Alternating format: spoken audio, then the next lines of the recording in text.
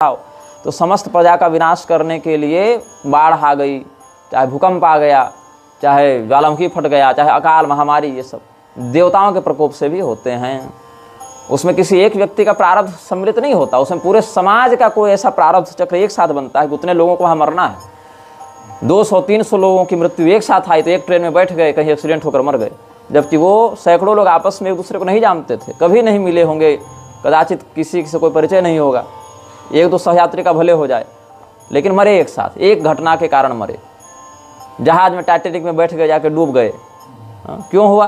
क्योंकि उतने कर्म प्रारब्ध को एक साथ फलित होने का सामूहिक फलादेश देवताओं ने जारी किया कि हाँ 100 लोगों को मरना है इसी समय पर, और सबको विमान दुर्घटना से मरना है, तो सबको एक सामान्य लक्ष्य की ओर एक टिकट पर बैठा दो और उस प्लेन को समाप्त कर दो। ये दैवीय प्रकोप हो गया।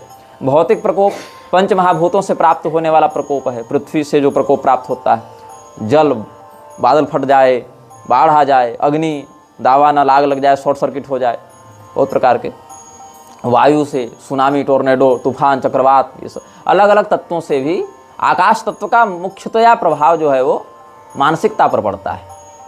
आकाश तत्व जो है वो निर्लेप माना गया है और उसका भावनात्मक प्रभाव अधिक पड़ता है। भौतिक में भी भावनात्मक असर अधिक दिखाता है।